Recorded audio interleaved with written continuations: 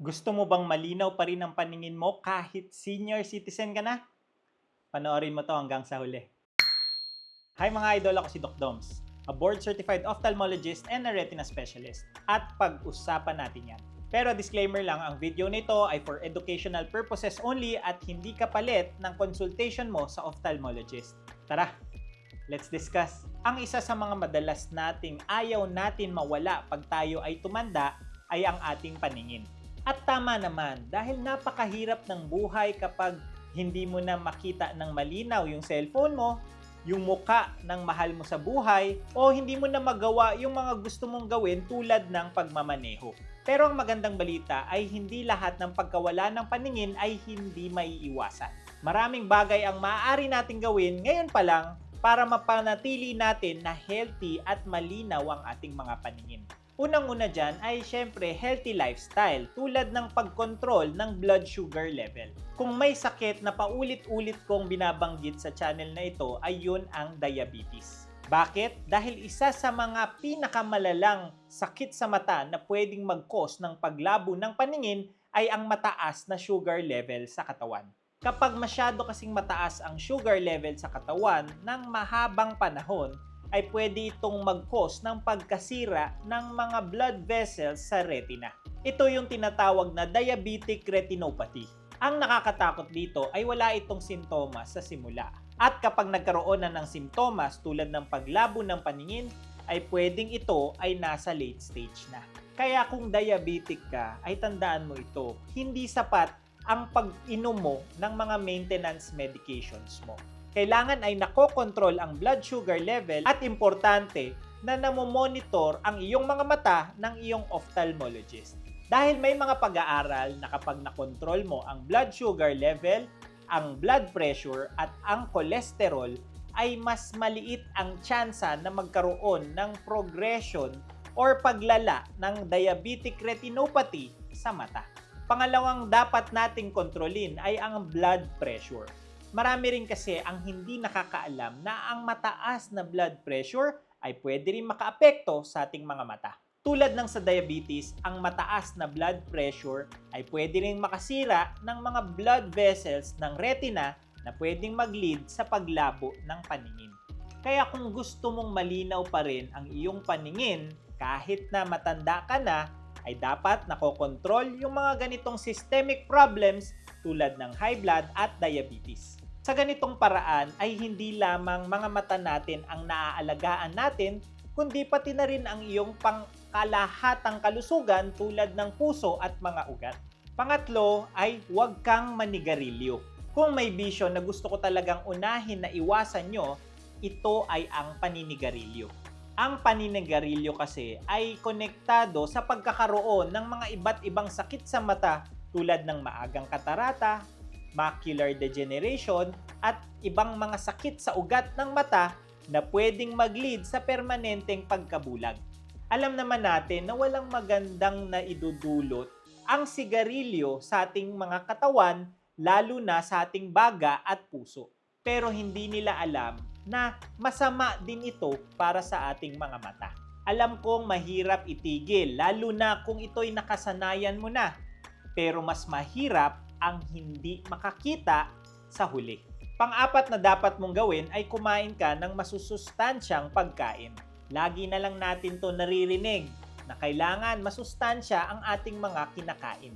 Pero kailangan din natin linawin na ang pagkain ng mga masusustansyang pagkain ay hindi magic na magpapalinaw or magpapagaling ng mga sakit mo sa mata. Ito ay nakakatulong lamang para sa mas magandang function at kalusugan ng mga mata natin. Kasama dito ang mga pagkain na mayaman sa vitamins A, C, E, lutein, zeaxanthin, zinc, at omega-3 fatty acids. Ang mga ito ay mga nutrients na importante para sa ating mga retina at iba pang parte ng mata. Again, hindi ito pampalinaw o pantanggal ng mga sakit sa mata, kundi para sa mas magandang function ng mga healthy cells ng ating mga mata. Panglima ay ang pagprotekta ng mga mata natin mula sa UV rays ng araw sa pamamagitan ng pagsuot ng mga sunglasses na may UV protection.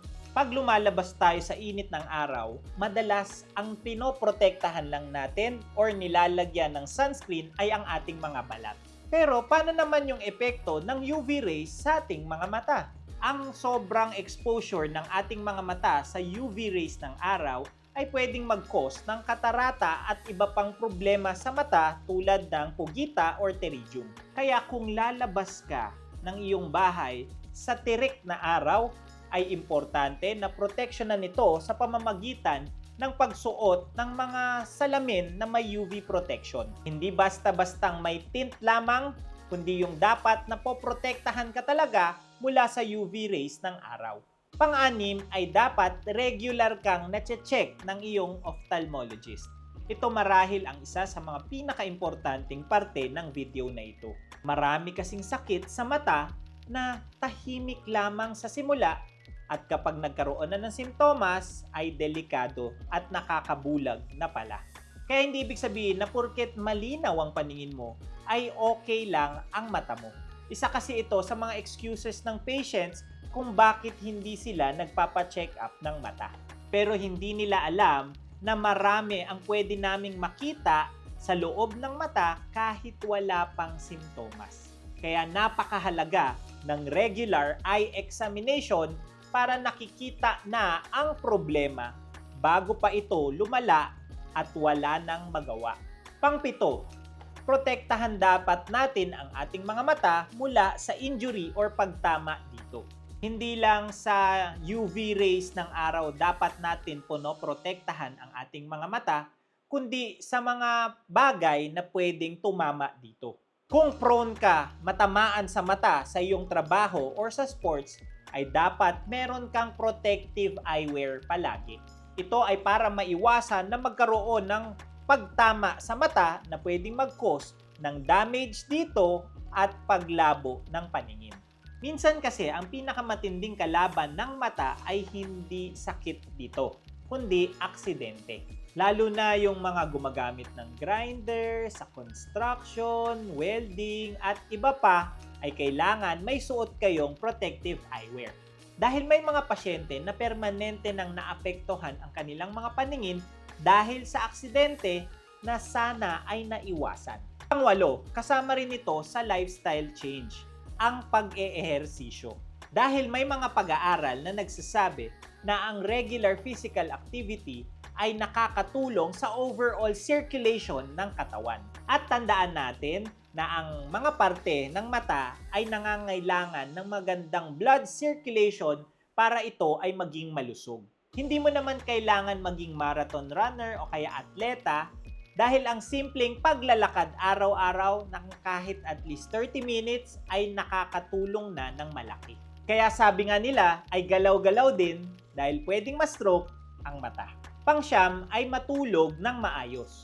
Hindi naman direktang makakakos ng damage sa mata ang pagpupuyat.